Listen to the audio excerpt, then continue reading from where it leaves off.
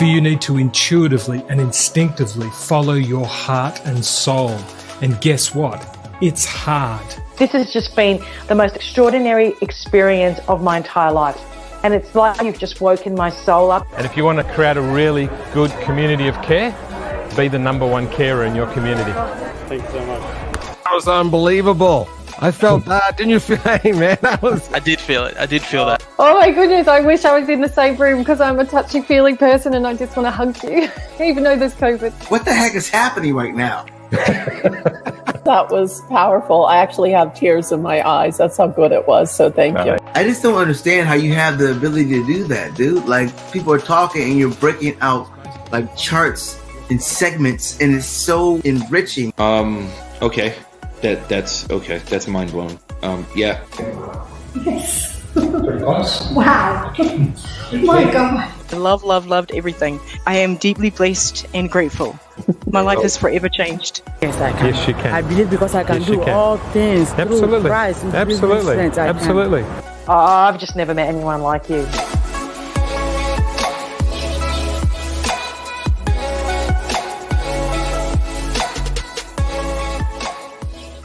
And boom, boom, boom. We are live, everybody. Welcome, everybody, to Inspiring Insights with Stephen DeSade, the live experience with Stephen DeSade. My name is Peter Clark, Red TV, and I want to introduce my fine friend right across. You're so far away, it's not even funny. We're 17 hours apart right now. He's actually into the next day. I know that's getting old joke for people, but I still can't get over the technology that you're into Wednesday, I'm into Tuesday, and here we are speaking. Stephen DeSade in Sydney. How are you, my friend? Happy birthday for yesterday for everyone. Peter's hair turned 27 yesterday. This hair turned about 30. It's 1987. The slippery when wet. Bon Jovi. Sorry. I know about an episode. I checked in episode 8. You said your hair was 26. So yeah. This hairstyle is definitely 30 years old. happy birthday for yesterday. Welcome, everybody. Thank you. Hey, welcome. I appreciate Good that. morning from tomorrow. And just a quick message for Renuka. People will understand a little bit later. Peter's wife. Renuka, thank you for your amazing idea. And people will understand more as we go. Yeah, we're going to try some other things here today and hang out with everybody today. And we have amazing guests here today, of course, which we always do, and we're excited about that. Yeah, we're going to throw a couple of things around that we haven't talked about before or introduced, but we're certainly going to make sure that there's a flow to everything for everybody. So thanks to everybody who tunes in. Of course, we're live on LinkedIn right now. We're live on YouTube and Facebook as well. Yep. And let's just jump real quick here too. First of all, hey, there all it the is. people that are tuning into us, we always love the fact that you're tuning in. Nice, boom.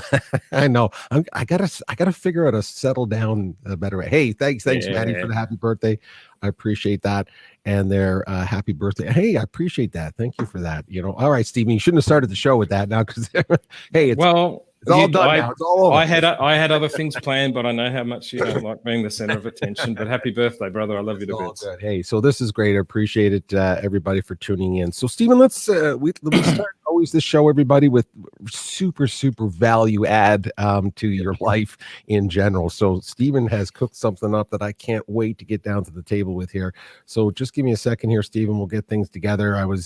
Now we have two guests in the room, everybody, just so you know. So we might be a little shorter than normal, but hey, you know what? Technology keeps us from connecting with some people, but we can connect with as many as we want around the world. So we appreciate that. So here we go, Stephen. Let's jump to this beautiful. I'm not sure it's beautiful. I can't wait to see what this is all about. I've got all my gadgets to draw up. Okay.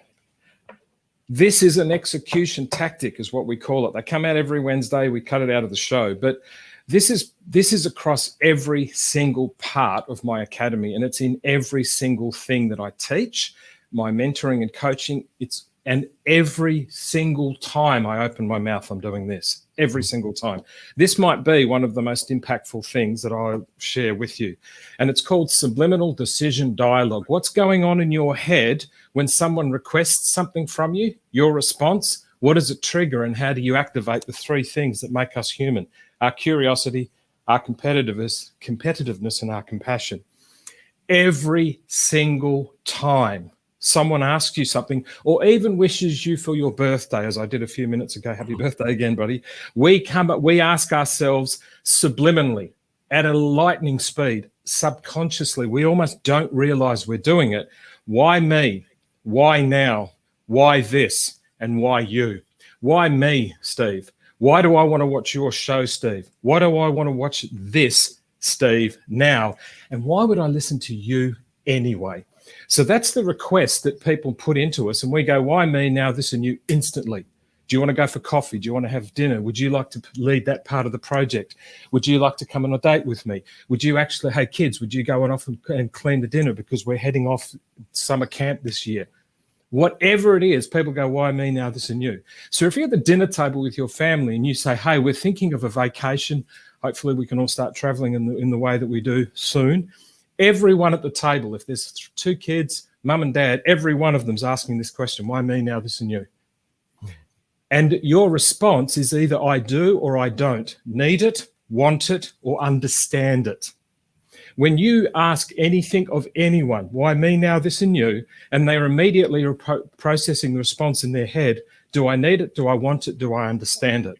Here's the kicker, everyone. How often have you heard people say, I can't afford it? I can't afford it. And affordability, everyone, write this down. Affordability is time and money. So if you ask why me now, this and you, in terms of me flying over and going for dinner with Peter for his birthday, does he need it? Does he want it? Does he understand what I've asked? Can he afford the time and money to trigger and activate the curious competitiveness and compassion? So this is the clarity. Why me now, this and you? I don't need it, want it, and understand it. If you want to know why people are denting your confidence by saying I can't afford it, is you haven't addressed these properly. If you want to know why people are absolutely loving everything you do and people are so kind in the way that they speak of what I do, it's because people go, I can afford the time and money because I need, want, and understand what Steve has for me. So let's go to creativity. Clarity, confidence, creativity. Are you them focused? Number one. Why? Because do I need this? If you're them focused, when you ask someone and request something of someone, do they need it? If you're them focused, you're very focused on them. The second thing, are you why focused in everything you do? Why? Do they want it? Why do I want this? Lastly, structured focused. People understand structure. Once they get that they need it, they want it, they then want to understand from you the structure of how to get it.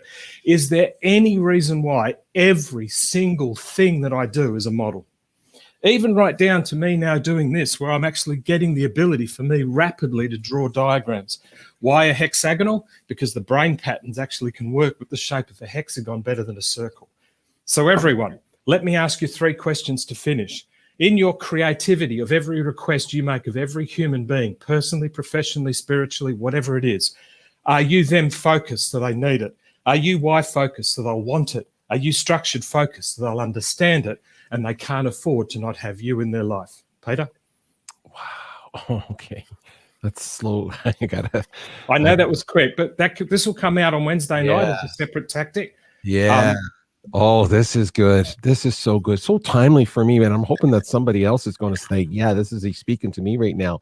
Yep. You know what I like about right up here, the very top part of all the headings is trigger.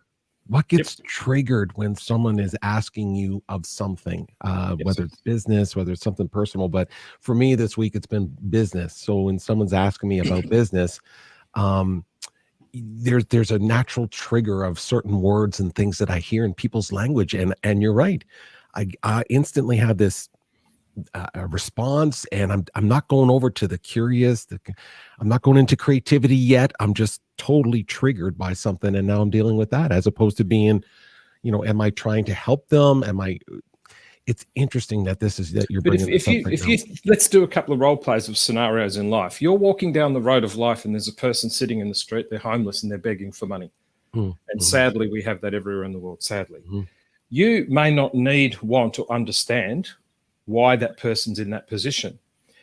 And you can't afford the time apart from maybe drop $1 or $2 because it's activated your compassion.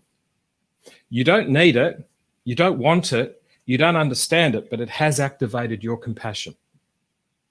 Second thing, someone actually, like I did when Peter and I first had these conversations on my birthday a few years ago, as it was, and then at the beginning of this year, 19 shows ago now, 19 weeks ago, I told Pete I'd love to be able to do a show together because Matthew from Florida said, do one-to-ones in front of many, Steve. People won't understand what you're about to do next in terms of global stories, and Peter will cover that. So when I proposed the crest to Pete, would you come on and actually do a show with me? Peter asked, why me? Why now? Why this? And why you? Why would I want to do it with Steve? And why would I want to do this? You know what, Steve? I don't want to get on a whiteboard. That's not who I am. So we went through a process of me being very focused on Peter, very focused on why I wanted him to help, and very structured on what I wanted him to do.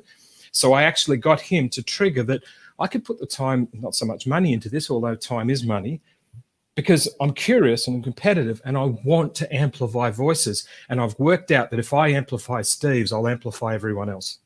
So what I went through the process of, I requested Peter, he responded by saying, Steve, I can't do what you do.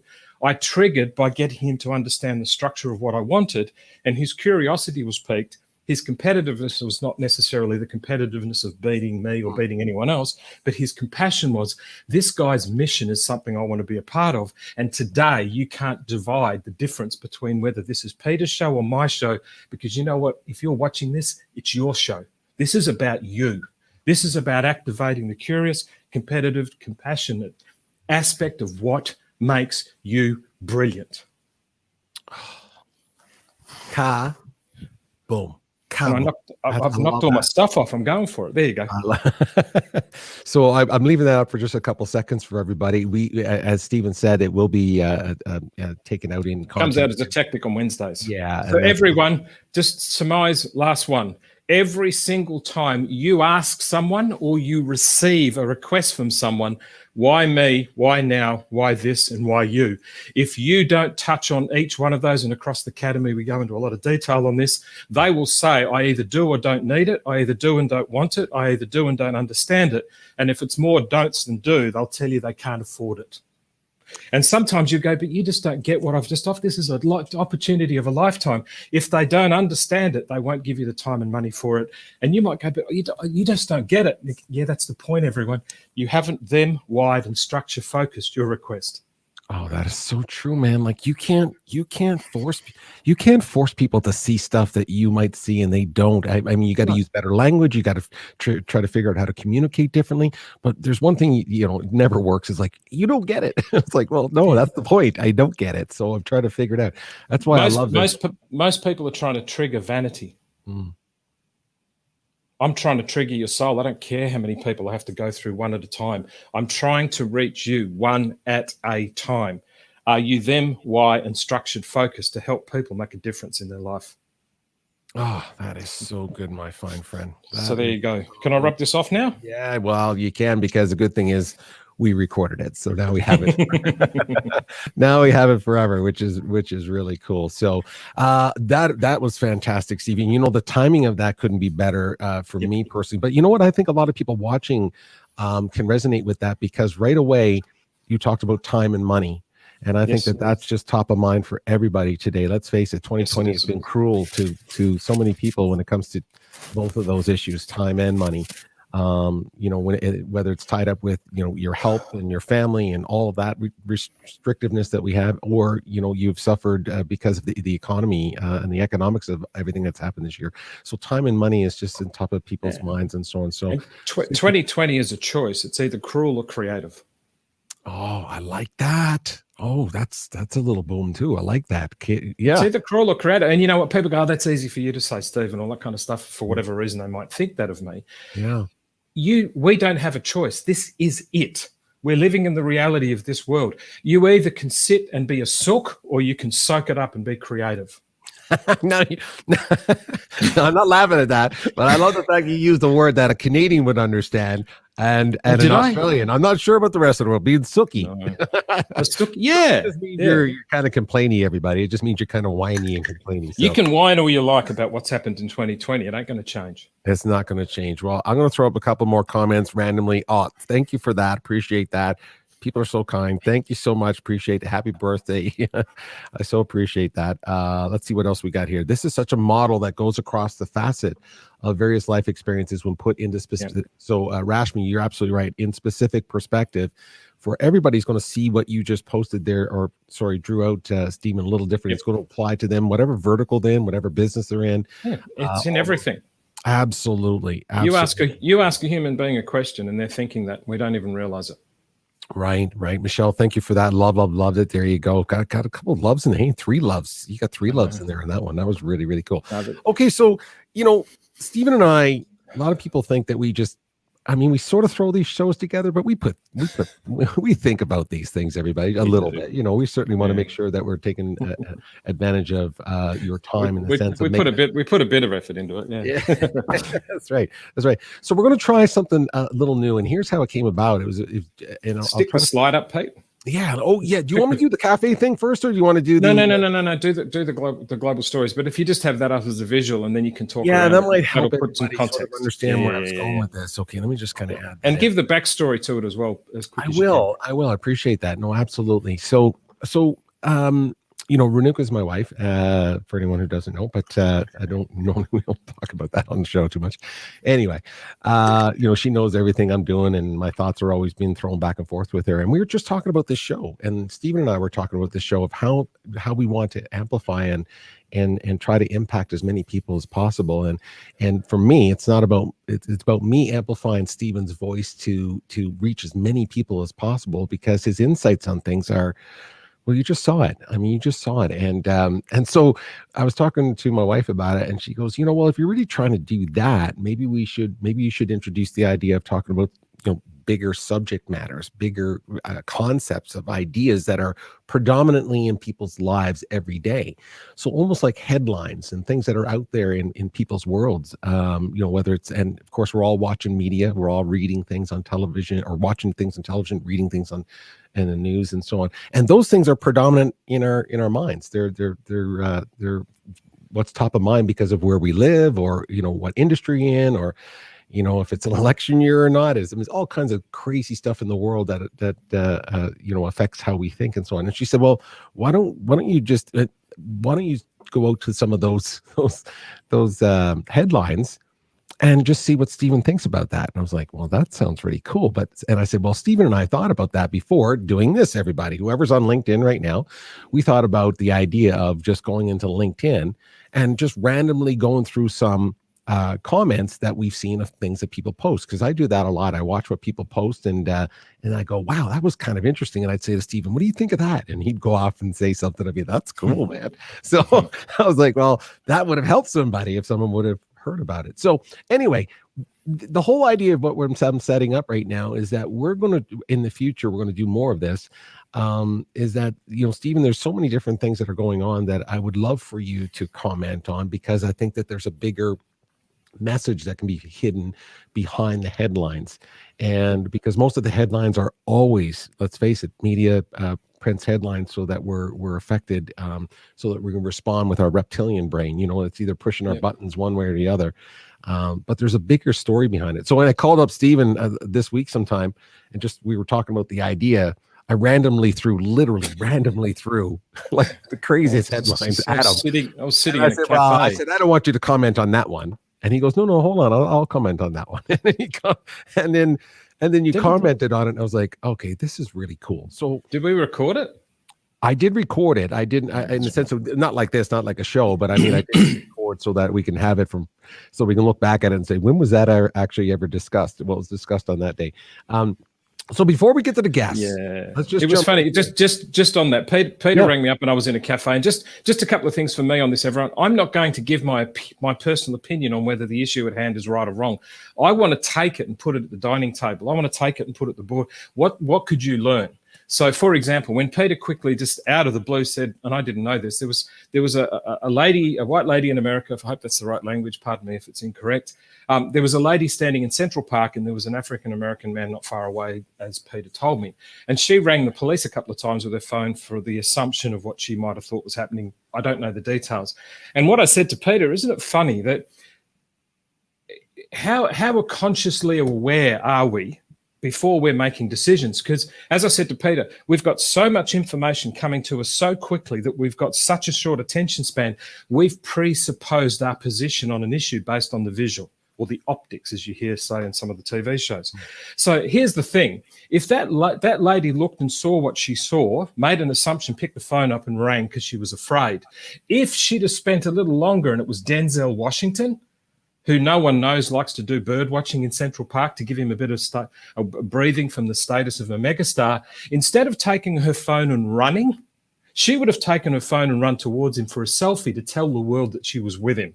What changed? Not his skin color, her awareness. How aware are you if you're sitting at the dinner table with your 7-year-old daughter? She's 17 and now. Are you aware that your little girl's still a little girl, but she's now a woman?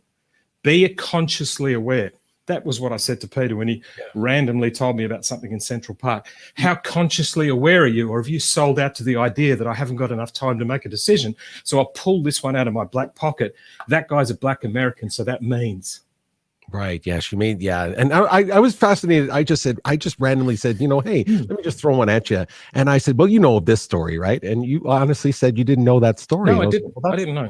No, I didn't know. But from my point of view, the ladies shortest. So here's the way that I do it. Whether I think it's right or wrong what she did, I don't know. Maybe the guy did do something that warranted her feeling unsafe. I don't know.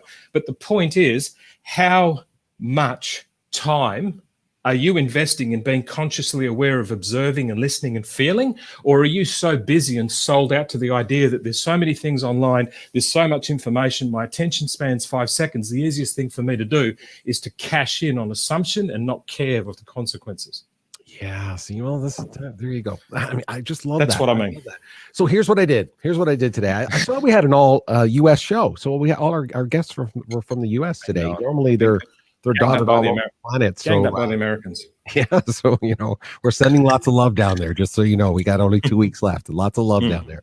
So anyway, I went on. I said, well, let's grab a newspaper. So I literally did this. I mean, I could pull it. Do you want me to pull it up on screen to show people that I'm doing it, or it's Renuka and your idea? I'm just going to sit here. I don't know. I love the idea. I haven't, and just so everyone knows, I have no idea what Peter's about to show us. No, I just looked it up now. Like I was like, well, what is this? I was thinking, well, what newspaper, what event could I go into? It's not letting me go in here for some reason, Stephen, to share it right now. Let me throw it at you. Sorry, because I want the show to move along here. I'm sorry. For some reason, it won't let me do the screen share for that one. Hold on a second. Share it. Yeah, he's not letting me share right now. Wow, that's not good. Okay, here's what I did. I went into the New York Times, everybody. That's what I did. Just clicked on New York Times. I clicked on international. So I clicked on international. Oh, here it is. Why is that so slow, Stephen? Sorry, my fine friend. Here we go. There we go. I'm going to throw this up. There we go. So people can see that I didn't make this up. So the fact that I live in Canada, if people don't know where I live in Canada. And this is something that's, a hot topic right now in our newscasts and stuff. And I thought it was interesting. It made, the world news, if you will, in the New York Times. So let me just tell you a little bit about this, Stephen. Long story short is this, and it's a very long story, but long story short is that Indigenous people, and well, listen, you're in Australia, so you already know the plight of the history for our Indigenous people in right across the world. And Canada is no different, by the way. And the crux of this particular issue right now is that Indigenous people in Eastern Canada have the right to go out and do specific fishing. In this case, it's lobster fishing. Now they're allowed to do it because of treaties and other agreements that have been made many years ago. And the local fishermen there now are really upset with what's happening because technically they're not allowed to fish just yet. Okay. And now there's a lot of literally violence happening in that part of our country where people are battling over this resource. Now, of course, it's not as easy as just saying they're battling over a resource. They're battling over the idea that someone has a right to do it because of history and other people do not because of laws and things that we're doing and so on. So I'm just curious of what your take is on the idea of here we have Canada. I mean, people know, I hope people think of Canadians as we're pretty friendly people. And, but we have our challenges here in our country too. And here's an example of people literally destroying other people's property. They're literally fighting. There's a nervousness now that someone's going to get seriously hurt or worse, and it's over a resource. And I guess it's almost a statement of what's going on in the world today, where we're always fighting about resources, or it always leads to something of somebody owning something somewhere that causes these things to happen. So I just wonder what your take on the idea of where, these two worlds are coming together, and what your thoughts on that is. Now, listen, everybody, I have no idea what we just did there. I want to show you, this is what I deal with when I'm dealing with Stephen Sede. Please share your thoughts on that, because I just think it's an interesting concept. I mean, this stuff just flows, and I had no idea there was indigenous lobster fishing, but the concept of it. But one of the things that comes to mind is people's relationship with various things in their life. Their relationship with forgiveness, their relationship with ownership, their relationship with presence, and most of all, their relationship with hostility. Now, I'm not going to give you my version of whether I think that's right or wrong. The Super Bowl of Australian football's on this weekend, and before the game starts, they'll do some traditional acknowledgement of the ground that we're playing the game on in 2020. Now, I'm not going to give you my version as to whether I think that's right or wrong, but let me just talk about this.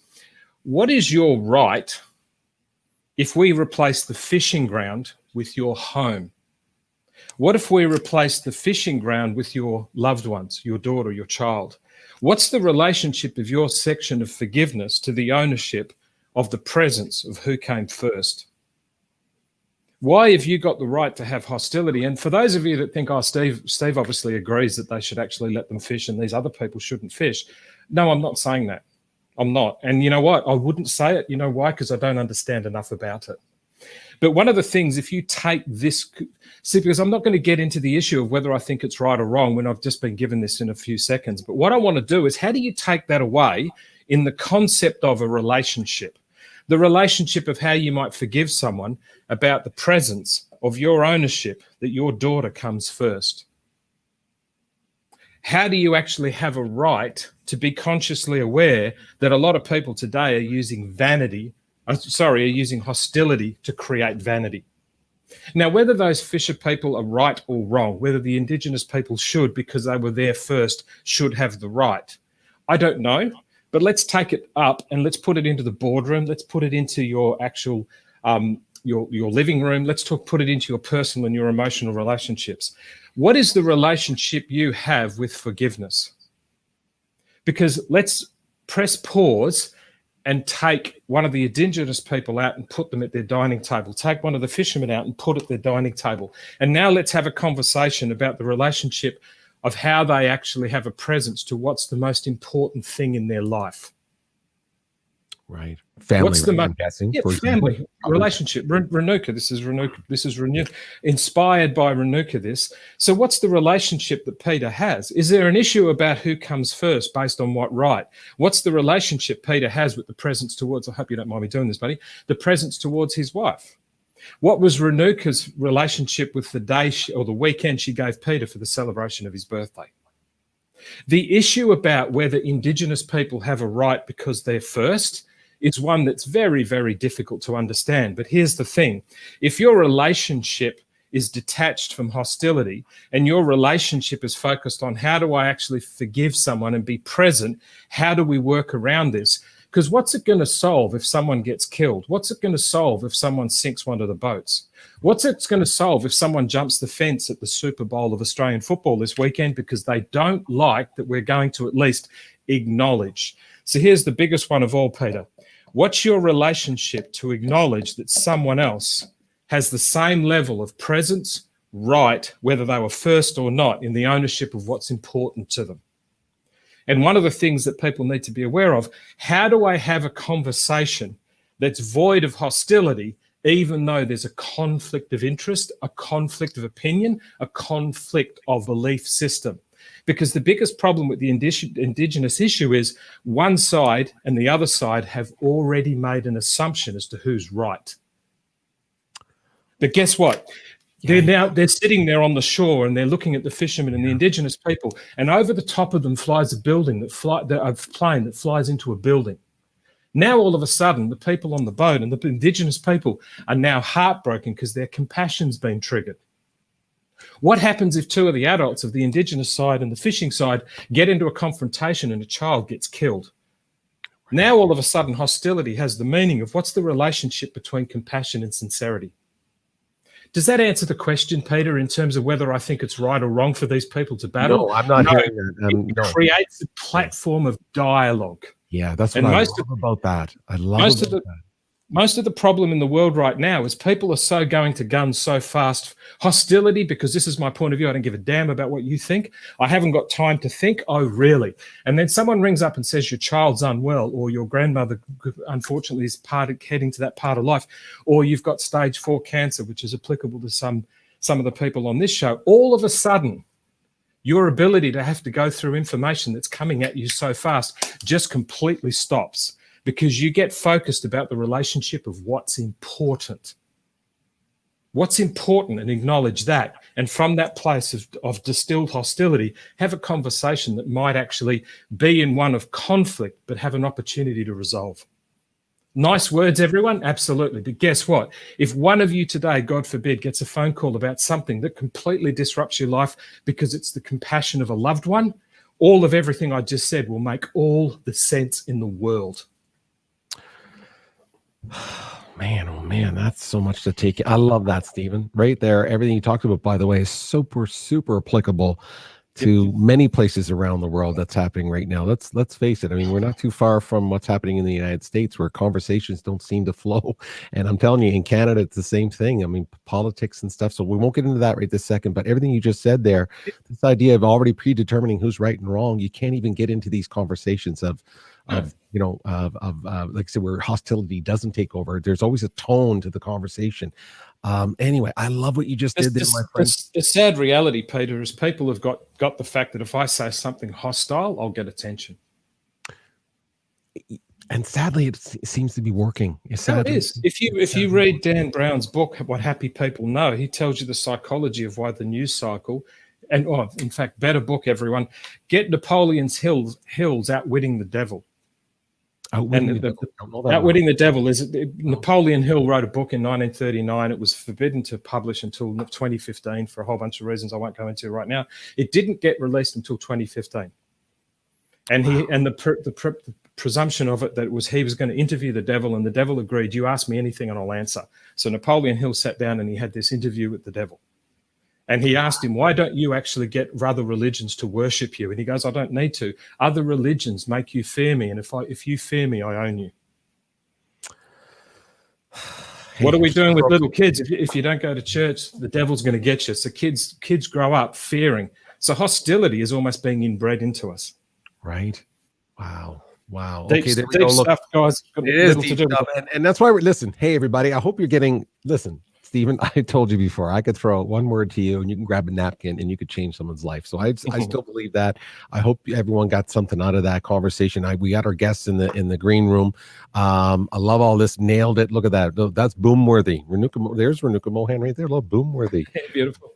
Right there. Appreciate that. A little applicable to everything, as she suggests here. And I love the idea of opening the platform for dialogue based on relationship. That's so true, Rashmi. And that's what we just said. Like, it's hard to get past all of these really intense issues if we can't even see each other for a relationship and say we're both in the same storm, right? Might be different boats, but we're in the same storm. We're in the same storm, and we should have Billy Graham's wife got asked once, have you ever thought of divorce? And she went to Reverend Billy Graham, and she went, no, but I've thought of murder a few times. You can have a relationship in conflict. A relationship in conflict is different to a relationship in hostility. Hostility prevents your heart and soul from being present. Yeah. Bingo. Wow, this is great. Hey, I love all that. Thanks. And thanks for everyone's comments here. Yep. We appreciate all that. Let's get to the guests. We got some fine guests here. We have two in the waiting room, in the green room, and we so appreciate them being here. And I want to jump to the first guest in Massachusetts. So I'm giving her a heads up. because I don't want her waiting any longer than she needs to. She's a trooper, and I love it. I don't mean a trooper, everybody. I mean she's just a trooper for hanging in there. Maybe she is a trooper, by the way. I don't know. I never asked her exactly what she's doing. But this is Melody from over in Massachusetts. Let me see if I can get there. She is. How are you? Hello.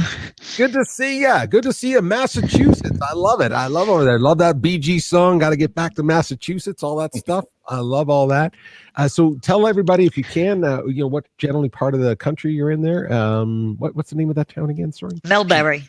Melbury. Okay, so basically, people know Boston. How far are you from Boston? If you got to go see a Bruins game or something. I think it's about 2 hours. 2 hours. Okay, fair enough. I love that part of the New England states. I love all that area. So I know Eastern Canada really well. So I know Maine, Vermont, New Hampshire, Rhode Island, and Massachusetts, all beautiful part of the United States of America. Hey, listen, you take a deep breath. I so love you being here. You are a rock star. Drop the microphone down a little bit, Kate. Get just a little bit. That's it. That's perfect. Okay. So Melody, so before I jump off here, because we're here to support you. Tell everybody why this is such a big deal to you. And I'm so proud of you for being here. I'm so proud of you for being here. I am challenged with anxiety and PTSD, but my purpose is more important than my fears. Oh. So when you asked me to join, my fear said, absolutely not. Are you nuts? That's right. But I answered right away, yes, I would be honored. Oh, you are a rock star. I'm so proud of you for that. And it takes a lot of courage. And I hope there's one person out there, if not many, who resonate with your message there. And you are in super safe hands right now. I can guarantee you that. Super safe hands. You take a deep breath. I'm going to leave you with Stephen. And you ask Stephen a question. Good to see you. Thank you. Happy birthday. Don't encourage him. Don't encourage him. Do you have any idea how many people are admiring you right now? Aww. I am, but dead serious. And all the different the ways that the angels, high girls will actually cut all of this out and distribute it. The simplest thing to do in life is to not take action because your fear owns you. I'm so proud of you. I couldn't let it own me. Good. I have a purpose and I'm going to keep going for it. Good. Well, I'm proud of you. What are we going to talk about today? Okay, so one of my biggest struggles, and being on this show was part of it. I don't like the way I look or the way I sound, and being on my writing, I'm behind a pen. That's my comfort zone. Being in front of a camera and a microphone is out of my comfort zone. And I know that means growth. And when you talked to Sarah, you said, let go of the past and grab the future, which is what I'm doing. Yep. But I want to find a way to shut that voice in my head up that hates those things, that will pick apart how I look on this show, because I know other people have the same issues. And I want to help other people, not just myself.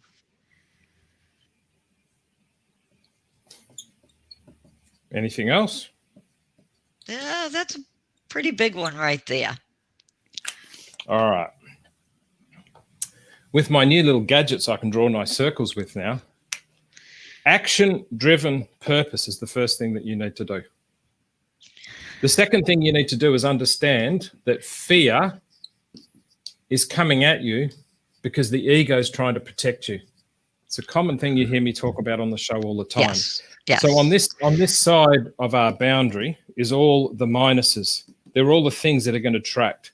So guess what you need to do with all of these? This is section A of our creativity for you.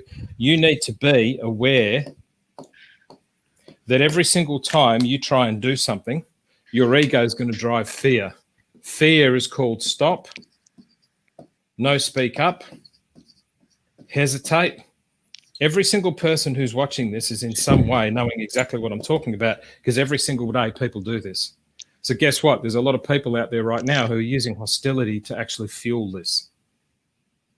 Cool. So the very first thing you do, number one, be aware, be absolutely aware that every single time you take action driven by your purpose, it's going to try and stop you. It's going to try and stop you from speaking up, and it's going to try and stop you from hesitating every single time.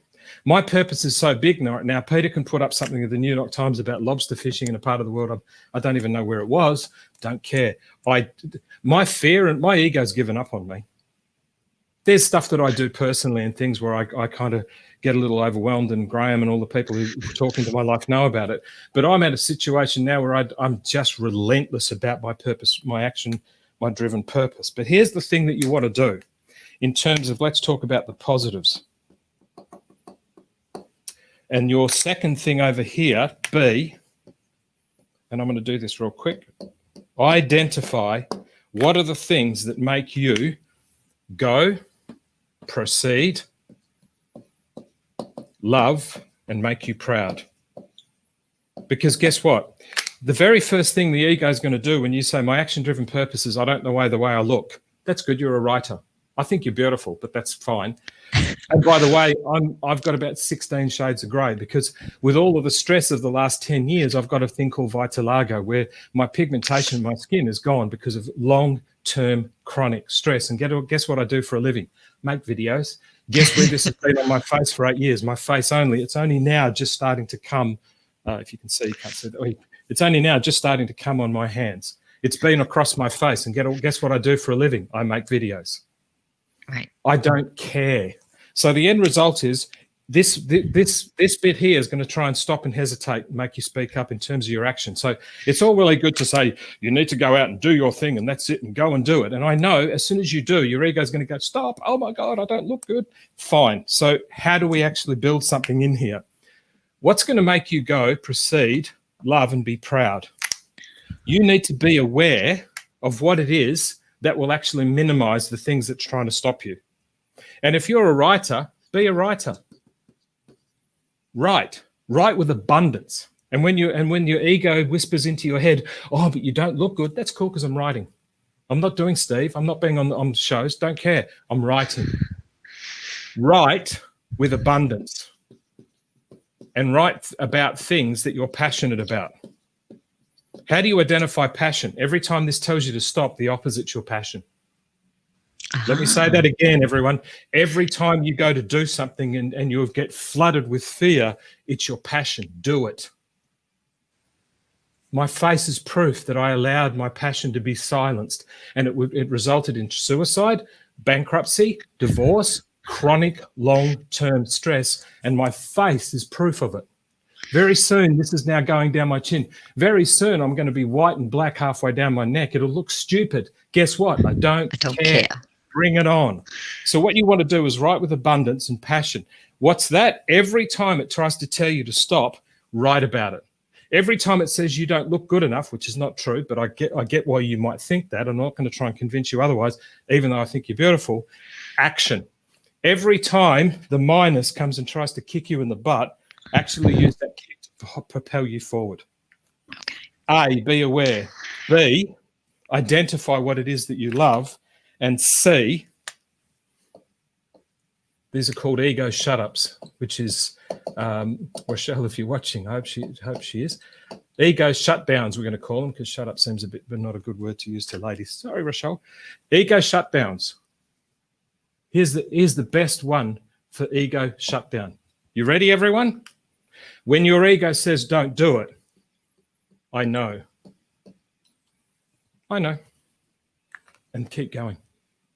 Yeah, but you shouldn't do this, Steve. Look at your face. You shouldn't write. Look, Melody, look at what you look like. Yeah, I know. And keep writing. Yeah, but you shouldn't do this. I know. And keep going. I know. That's your opinion, and I don't care for it. Peter? Wow. First of all, again, Melody, I mean, for you to be able to come on here and tell everybody that's how you're feeling right now, do you know how cool that is? Do you know how cool that is? Do you know how many people you're helping right now? Let me tell you a little secret. I know there's a couple of people watching, but it's just me and you. People think, I don't know why they think this, but they think because I act the way I am, that I feel confident. I'm going to tell you something. I never feel confident. You're going to say, yeah, right. I'm just telling you, I'm trying to tell you something that no one's going to tell you. I never feel confident, but I have practiced what Stephen suggests, which is, listen, I got to go through that. I feel the fear. I'm up, so everything you are saying, you have no idea how many people are resonating with that, even when you think they're not. And so someone like me, I'm sitting here listening to you going, I so get that. I so understand what that is like. And I'm telling you that just what Stephen said to you, that I love that phrase, Stephen. I know. Just go, okay, I know. But anyway, I just want to share that with you. I get up, I wake up in the morning. And the first thing I have to do is put on something positive. I have to put on something positive because my brain goes, it doesn't jump out of bed and just want to take on the world, even though I get to that point in the day. Right. I'll get there, but I have to work at it. So believe me, there's so many people right now resonating with your message, and I'm one of them. I just want you to know that, okay? You amazing job. You did an amazing job. Stephen, you're adding something else here to that. I want to... This is a real summary for everyone. This is inspired by a lady who's too afraid to come on camera. And guess what? She's on camera. I just think it's awesome. Everyone, this is inspired by Melody as a gift to her. Number 1, be aware of your fear and know that it's coming. Number 2, identify what you love. Number 3, tell your ego, I know and I don't care, and keep going with action-driven purpose. And you will draw people into your life that will support and share you. Melody, ask me what it is that I do. What do you do? I'm a universal courier that's been sent to answer your doubt. Listen to the word, answer your doubt, because you had the guts to be aware of your fear, love what you do, and say, I don't care, I'm still going to ask Steve. And Pete and I have come to say, you can do it. And there's a tribe behind you called Soul Shifters that are so proud of you right now. Peter? Thank you. Oh, you just won me over, and I'm not going to cut onions here with you today, Melody, just so you know. You touched my heart. I'm so proud of you. You have no idea. And you know what? More importantly, you're changing someone's life right now as we speak. You've just did it. And you should be so proud of yourself for that. Will you stick around for a little bit? Stick behind the stage here, because I'm going to bring you back. Okay. We're not done with you yet. We're not done with you yet. See you for coffee if you're there on Friday. Oh my God. Whack that up for a sec, Pete, before we dive into the next let me one. just jump into that. My gosh, I just love what she just did. Man, I got so much respect for people who do stuff like that. Oh, I just think It it's takes brilliant. courage, man. That takes courage. And hear that energy of fear, and she still did it. Wow. Oh Yeah, gosh, love I it. love that. Gee, she just changed a whole bunch of people's lives.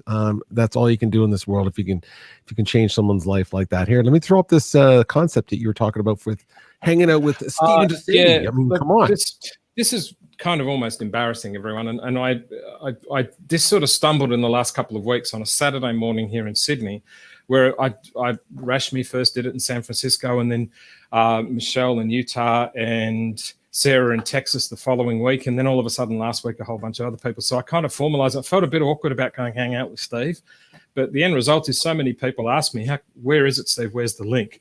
Everyone, on those dates, I'm going to hang out and have coffee, and you can just hang out. It's not free coaching sessions. It's just coming on, people who are Sede guests, people that are inside the academy, people who are just wanting to hang out. That will be available. You don't have to do anything. It doesn't cost anything. It's just hanging out for coffee for an hour or so on Saturday morning. I know it's not necessarily the best time around the world, but the link will be sent into YouTube and Facebook for people to be able to click on. It'll probably be Zoom because of the numbers that'll come. And I'm hoping one day we'll get Peter to play some music. It's an opportunity to hang around. And if you think of, and maybe Rashmi and Michelle can drop in, it's not just a casual conversation. It's a casual conversation, and every now and then I go riffing into something depending on whether I feel like it. And even Rashmi's 16-year-old daughter came and spoke to me for about 2 or 3 minutes. So it's an opportunity to hang out and believe your brilliance. Simple as that. Peter? Oh, that's awesome. That's a great invite for everybody. So thank you for thank you for doing that. That's fantastic. Here, I'm going to throw up. I got to throw this up here. This is fantastic. Okay, listen, I appreciate all the happy birthdays, by the way. If I don't put yours up, don't be upset. So I appreciate that, everybody. I really, really do. But I want to make sure that I get some messages here for Melody. Look at that. Look, boom. You are awesome. How cool is that? Yes, Melody, great. You are here. That is amazing. Look at this. Holland. It's the middle of the night. Oh, that's right. I keep forget. Because she's on every show. She's here for every show, and I keep forgetting it's in the middle of the night there. And she's a painter and an artist, by the way. Everybody, go check her out on LinkedIn. She got some really cool things happening. And Jane from the Sede Angels. Hey, Jane. Look at that. Oh, so Melody, you are absolutely beaming. Look at that. True example of what true courage is. Courage is my favorite, one of my, if not the favorite word, it is the closest thing I can think of the word that I love. Courage. I so love that. So here, let's just throw up a couple more for you. Melody sounds amazing, by the way. Doing much better.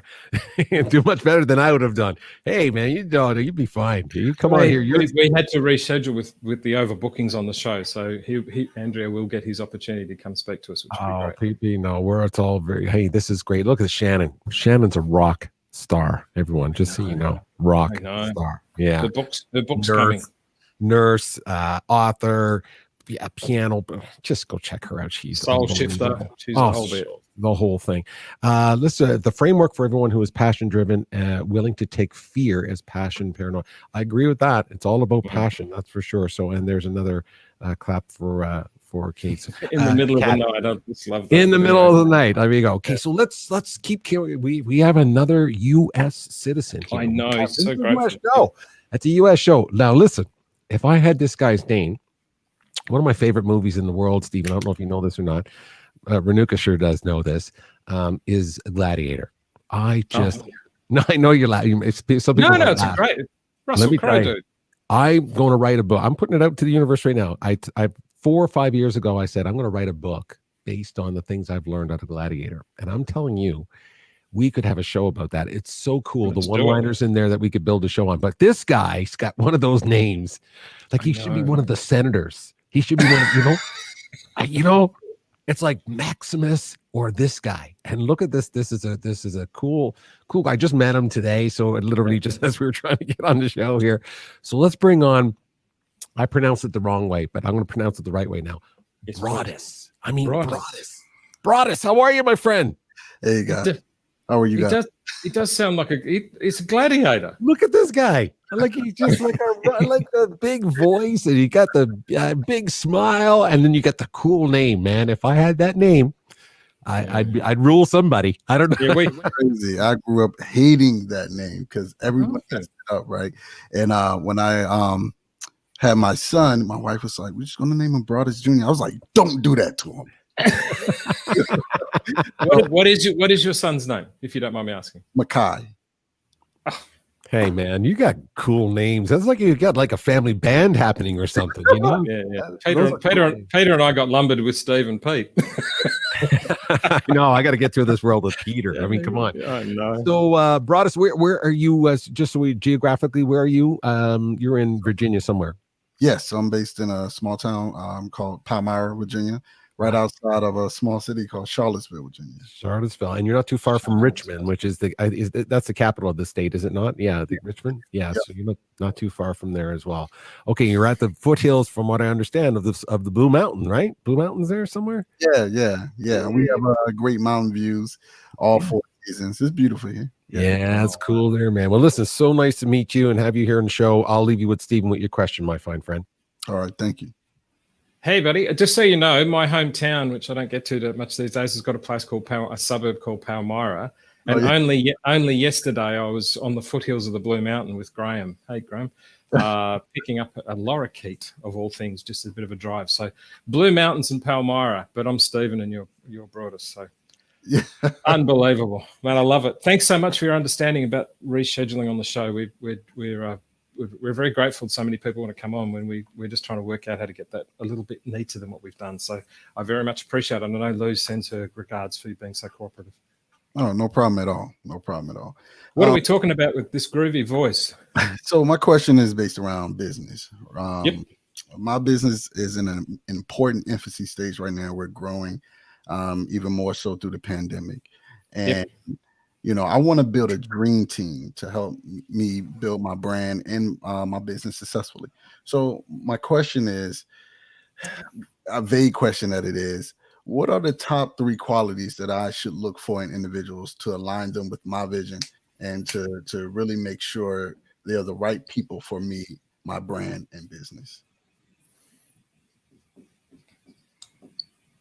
The top 3 qualities to create a killer team. Yes. Okay. There's theirs and yours.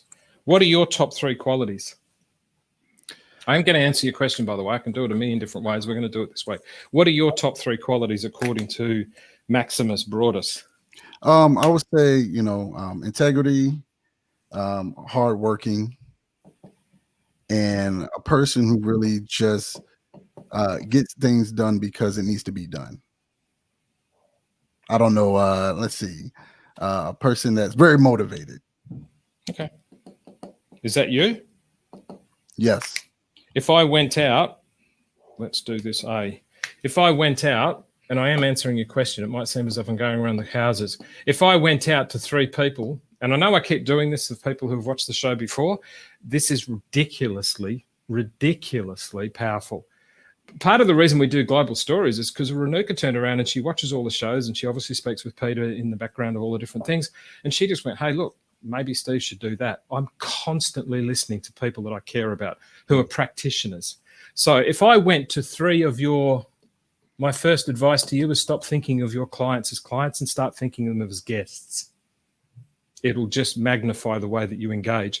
If I went out to 3 of your guests and asked them, what are the 3 attributes about doing business with the entity that is your business, what would they say? I think they would say that our business is a business of integrity. We really motivate them to work hard to help them change their lives and careers. Do people actually want to work hard? They want to, no, not really. What do they want? They want to work smart. They want an outcome. We don't want the pilot of a plane to actually work hard. We just want him to land properly. When we go across the bar and you've met that beautiful lady in your life who's now the mother of your children, you don't want to work hard at actually doing the chat up lines or whatever it is that stuff is. You just want her to say yes. Right, yes. Cool? It's called hope for us boys. those steps across the bar or the party or the community or the church or wherever you met the beautiful lady, those steps are called the footpath of hope. And if you want to know what that fear and anxiety looks like, Melody showed us. So Melody, if you want to know, that's what Broadus and I and all the boys have to put up with as we go walking across the floor. So people, your guests in your business are saying integrity, they get an outcome and they're motivated. You're saying that yours are integrity, hard work, and motivation. True? Yes. Okay. So is it fair to say how many people want integrity, hard work, and motivation? I would say they want integrity and motivation, but now that you say hard work, they try to steer away from it. They do, because no one wants hard work. They want an outcome. Yeah. Do you really think I want Peter just to pull something out of the New York Times on the spot when everyone's watching? It doesn't bother me. Go back to what I said before. I'm so passion driven. I don't care. And I'm so outcome focused that I will find a way because it's just the nature of what I do. So number 1 for you is change the word client, start calling them guests. If you think of them as guests, so for example, who would you have over on your home on a Saturday night to have dinner at the table with you and your children? What type of mentality, what type of attribute, what type of relationship would you want with those individuals if you were going to let them into your home? Bearing in mind that all of the food and all of the different drinks and whatever that type of stuff is for you, the beautiful table, the beautiful home, the drinks, all the different hospitality is paid for by the people you call clients on a Monday. So you treat someone like a client on a Monday, but treat them like a guest on Saturday night. Start treating everyone like a Saturday night guest every single moment you get near them. So number 1, start thinking of guests. And I am answering your question. Start thinking of clients as guests. And guess what you do? If I flew all the way over to the States and I came to your home for dinner, what's the chances of you creating an amazing experience because of the effort Steve's taken to come all this way to be able to have dinner with my family? What type of, listen to the words, buddy, what type of experience would I create or would you create for me? Cool. So when you think of guest, you think of the concept of experience, number 1. Number 2, stop thinking of hard work and think of outcome. Your business about generating outcomes. So number 3, let's define what the 3 things you are that you want your people to be in. These folks up here. Following so far? Yes. How many people want to be involved in a business that creates experiences? Everyone. How many people love the idea of, wow, if you're going to treat the clients as guests, guess what you're going to do? Why do you think I've got a team called the Sede Angels? I don't call them that. They call themselves that. I love them for it. And nothing gets posted without hashtag the Sede Angels. They are the guardians of hashtag the Sede Land. Start creating, in fact, we'll change that to be a guest vocabulary. Start using words that now start expressing your experience for your guests. Because what are the words that you would probably, let's say, for example, your wife and I sat down and you sat down and Steve's coming all the way from Australia. Please God, let that be possible soon. All the way from Australia. What type of vocabulary, what type of words would you use about the experience you're going to create for the guest that is Steve? What type of words would you use for your clients that are now guests for the experience of your business? Just think of the conversation the two of you have had. If Steve's going to fly halfway around the world, and trust me, I've done it. It's a long, long, long, long way. What type of conversation and words would you express to create a vocabulary in your business? I am answering your question. It may not sound like I am, but I am.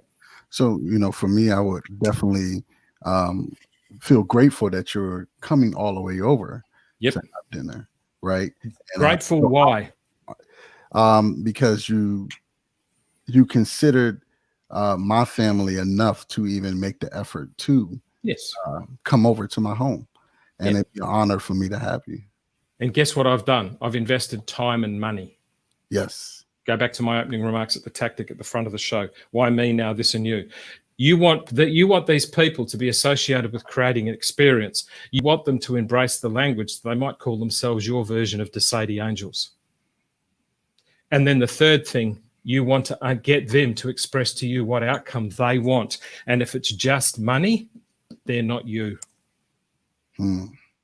So when you start speaking to people, guess what you do? You get, let's say Tracy, whoever Tracy is. Bless you, Tracy, wherever you are. And let's say Tony, so we don't get in trouble for not being, gender politically correct or whatever the word is. Guess what you do with Tracy? You start asking Tracy, hey, Tracy, the 3 people in your life that you do life with, what type of words do they explain about who you are? What's the experience of doing life with Tracy? And listen to what they say. Then you listen to the type of language that Tracy's speaking about.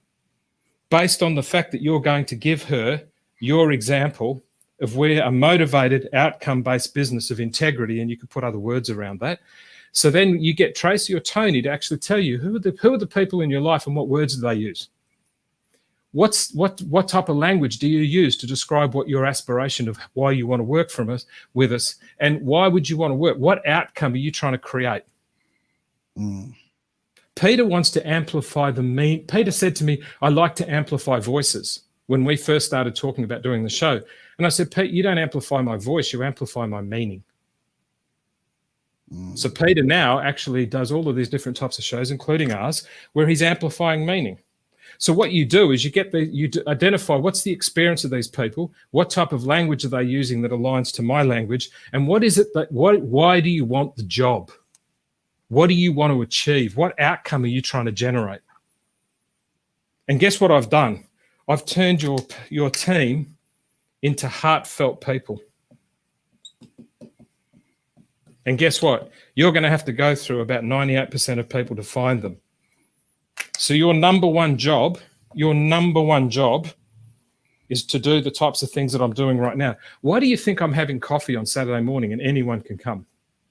Because people want to be around whatever this gift of mine is. So they get on the call and people chat and we have a laugh and all that kind of stuff.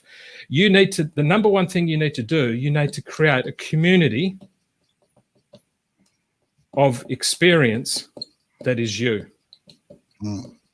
Think of Apple. What's the experience of, whether we like Apple or not and all that kind of stuff, what's the experience of walking into Apple? What's the experience of the best brands in the world?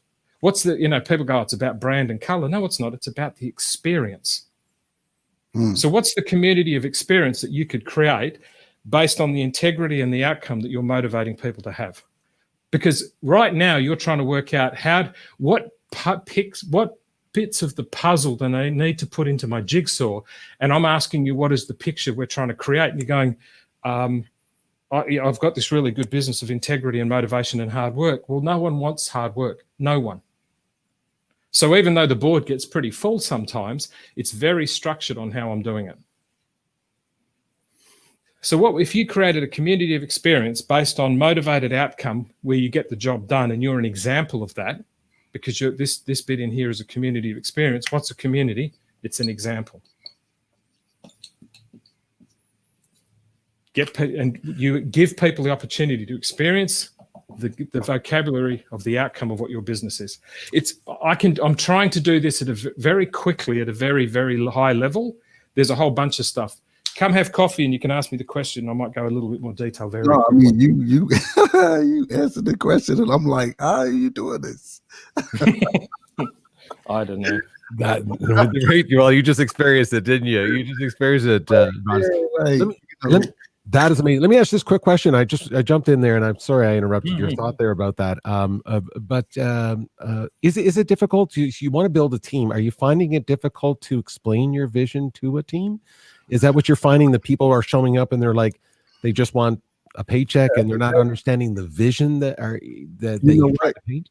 Coming into this and asking this question, I didn't think so, but now the way you put it made me just think maybe it's because I'm not explaining my vision correctly, or maybe I need to repivot and revamp my vision and what I think my company should be, and then that helped me build the community. That'll help me find the right people and project the right outcomes as well.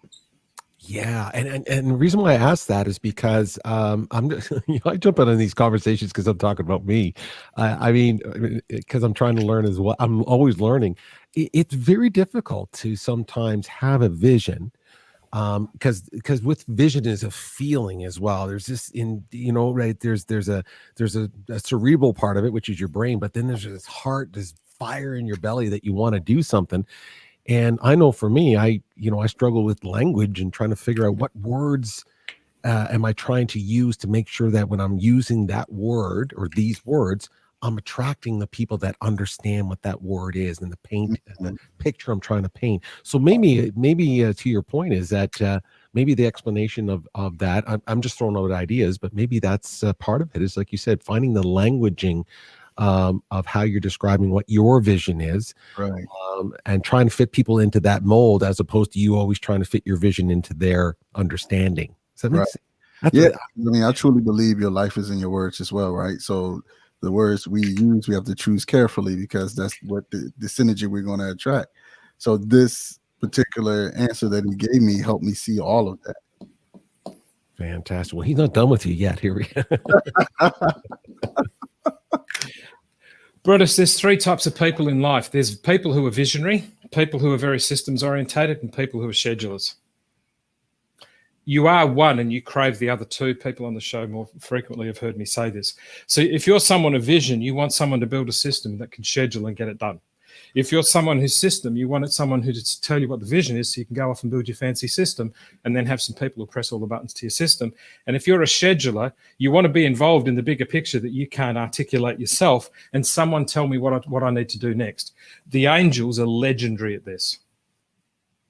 They see the vision of what I want. We build systems. There's academies that they have that actually teach them exactly what they need to do. And I'll give them something to do, and the next thing I know, it just gets done, because they are ferocious schedulers who just want a system that I build for them based on the vision of what we're doing. So every single person, based on all the things I just said to you, they're going to want vision or be part of the vision. They want to help you create the vision because they're visionary, or they're going, oh, great, this guy's really got a vision. I want to be part of it. Let me write some code or whatever it might be. Oh, this guy's great. That's cool. I want to be part of this vision. He's got some really cool systems around.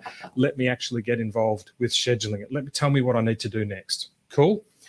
Two things every human being is. People want an expression of your confidence, and human beings are herd animals. They want to be about a community. So they want you to express your confidence. Listen to this, everyone. They want you to express your confidence, and they want you to be an example of the community. Because this is to grow. This is to feel safe. You do all of this together, and it's called love. Peter. Oh, did you get that? Broadus, did you get that? Did you get that name? He'd be like, Peter, I'm done. Boom. He's just like, Peter, I gotta get out. No, I get in trouble if I go too long, right? So I get in trouble. So no, you know, again, Broadus, I love the idea that you know, that's a, you know, a lot of courage. You know, this is maybe that's the theme today, Stephen, about the courage part. The courage part of this, Broadus, is as a you know, as an entrepreneur and a visionary and a person who's trying to build a business, it takes a lot of courage to come out and say, you know what, maybe I'm not explaining it right. Maybe it's not growing as fast because I need to be a better leader. I need to improve. I need to find my. That takes a lot of courage to do that, because a lot of bravado out there in the world right now. And a lot of people think that you can just go out and push and shove and drive things through, you know, pushing hard again. Sometimes you got to pull things down. And this push-pull thing, it takes a good leader to do that. So I think you have that, my friend. I think you have that. And let me tell you something right now. You got the coolest voice, man. So you just got to start talking more. People are going to tune in and follow you just because of your voice, man. And Brutus, really quickly, vision, system plus schedule is what do you want, how are you going to do it, and when? Let me do it again. The vision is what do you want, the system is how you're going to do it, and the schedule is when. If human beings are herd animals, they're going to crave a vision of a system, of a schedule, of what do you want, how do you want me to do it, and when? And you know what? Jim Jones or whoever that guy was, he created such a vision of what people wanted and a system of how to do it that when he told 900 of them in South Africa all those years ago to take poison and kill themselves, his example of what his leadership was so profound but so ugly, they still did it. Yeah, that's a powerful example of. It's a disgusting one, but it's powerful. Right? No, and it was powerful because that's the idea here is that when a vision is done right, man, people will follow pretty much anything. Hey, listen, let's jump. We got Melody still here. This is one of my best part of the show here for me. It is anyway. I know Steven's thinking like, I know Peter always says that, but it's true. It's true. Now he's got his wife ganging up on me, and going, let's just stick newspapers at him as well. So Melody, so good to see you again. Thank you for sticking around. We appreciate that. Did you see how much love was thrown at you with all those comments and stuff? Yeah, it was very heartwarming. There you go. It feels good, right? I mean, listen, Yes, we're just trying to figure stuff out. We're all in the same storm. We're all in different boats, different same storm. So I invite you guys back just to be at the end of the show, because you know sometimes you know either you had time to think about something you talked with Stephen about, or you heard something from another guest that resonated with you. So if you could share with us, Melody, maybe an aha that you got either through Stephen or maybe through something else you heard. Well, I'm glad that even though I wasn't able to take notes, I can re-see this and write it all down because, yeah, it's powerful. And my purpose with my writing is to help people realize you all matter, you have a purpose, and it's in you. You just have to shine your light, find it, and go for it. And it doesn't matter who you are. You have one. Yeah, that's so true. And, you know, as a writer, let me tell you something. I mean, it's the writers, the artists, the singers, the painters, it's the creators that always seem the way to steer history down its path one way or another. And if you're a writer and you have that gift, that's a gift. And the fact that you want to get on camera every now and then and talk about it, just go do it. And just like Stephen said, when your brain goes, no one's going to watch you, just say, I know, but I'm going to do it anyway. Yep. And that'll save a lot of that pain and anxiety. But if you're a writer, thank you for you keep writing. You keep writing. That's fantastic. Broadus, listen, you either with that name, you're either going to build a legendary company or you're going to be a senator in some really cool movie of Gladiator 2.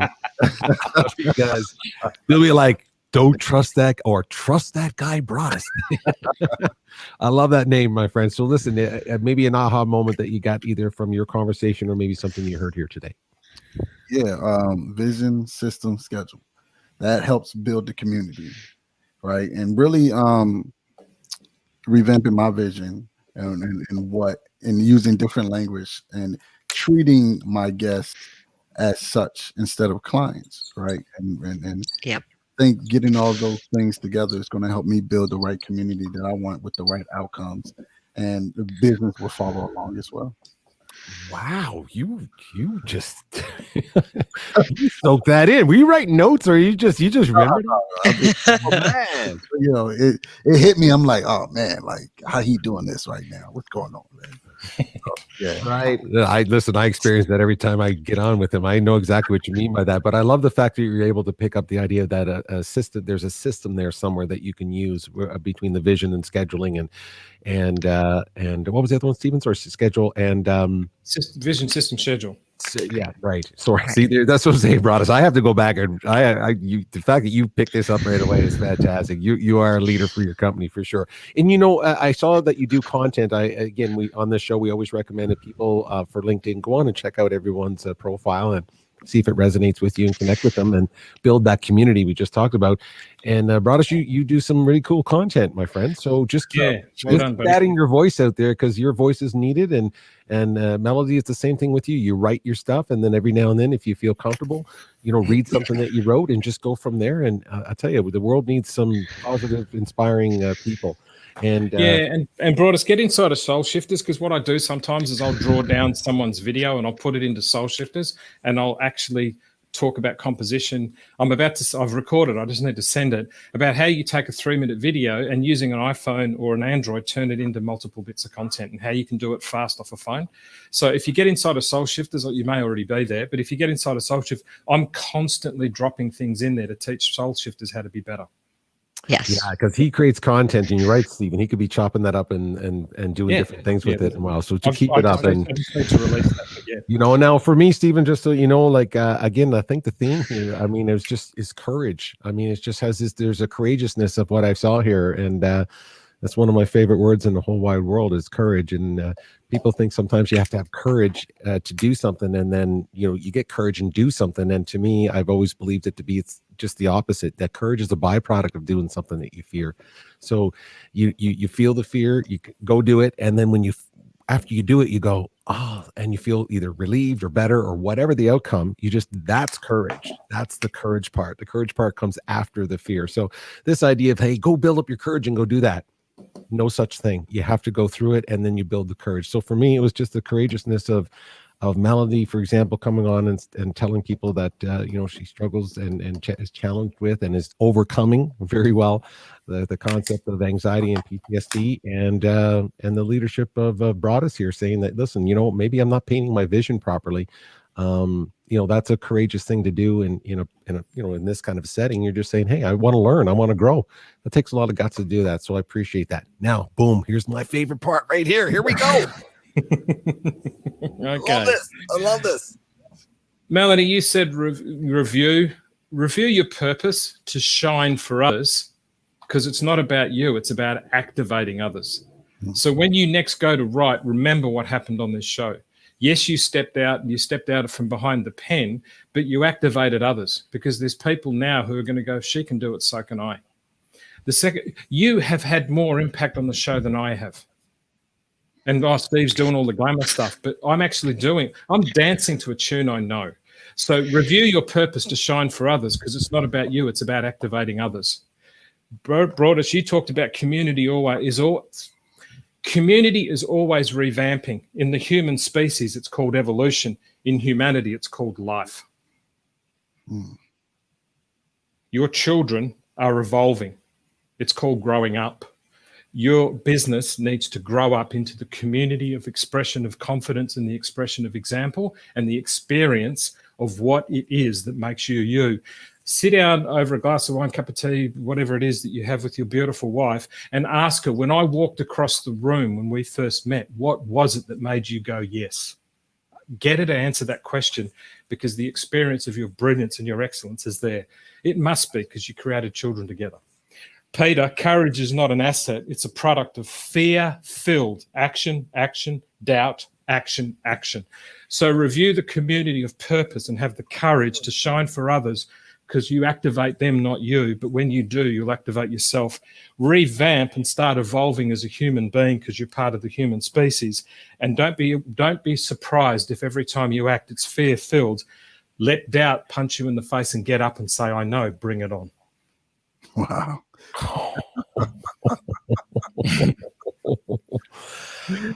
Okay. That's what I said. That is awesome. With the radio voice that I try to fake all the time. Kaboom.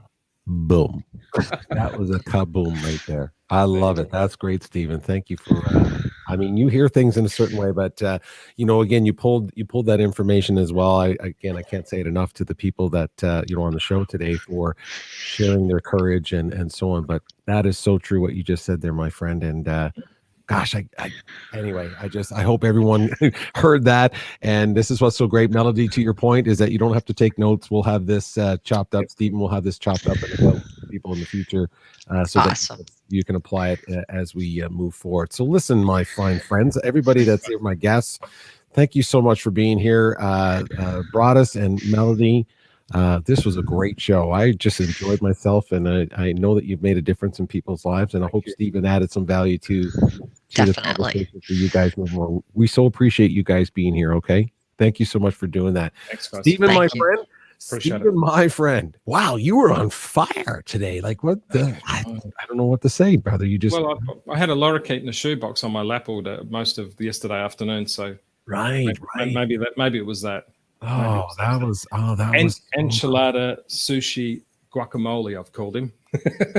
But, hey, listen, next week, the show Peter and I've talked about. The show next week will go back to the tactic, the masterclass. We're probably going to reduce the guests down to 2 per show, and then we will bring in the Renuka special, as I call it, bless you, to be able to take some of the global stories and start making them relevant.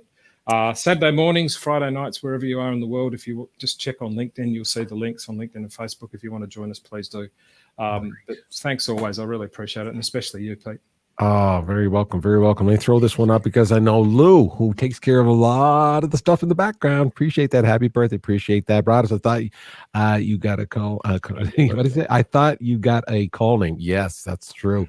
That is so true. Absolutely. So thank you, Lou. Appreciate that. And Shannon, thank you so much. Fantastic show. Thank you for saying that. We appreciate that. I really appreciate it. And Rashmi, I know what you're saying. I'm there every moment, trying to soak it in. I'm trying to learn, and I just got to go back and read this stuff and listen to it again. And that's the purpose of recording these shows and putting them up. Absolutely. That people can go back and do those. So, Stephen, great show, my friend. I hope everyone appreciated some of that content there. The beginning of the show, again, a lot of these segments are chopped up, and you can find them. Specifically on LinkedIn, you'll find a ton of that content on Stephen's profile, but also through Soul Shifters as well. And Stephen has a group that's set up. So all you have to do is go find Stephen and look for Soul Shifters, and you'll be steered that way. Join that conversation because there's a lot going on. There's great people in there, everybody. We all need to kind of come together and find people that are going to uplift you. So like Broadus talked about, he's trying to find a couple people, key people to work with him. And, Melody is always looking for other people to kind of communicate with. And the fact that she spoke up today is like I said, man, I can't say enough about that. I got so much respect for people that have to experience, to share share that vulnerability. And again, I'll reiterate to her, because I know she's still there listening. Listen, all of us feel the same way. I know you don't believe that, but I'm trying to share that with you, that we're all just trying to figure it out, and you're doing a great job. So, Stephen, my fine friend, always good to see you. And everybody, thank you for joining us here on LinkedIn and Facebook and YouTube. And please share the content and send us some ideas. And please stay in contact with each other. And we'll see you next time, Stephen. Talk to you soon, my friend. Everybody out there, be kind. Be kind out there. Be kind out there. See you, Stephen. Bye.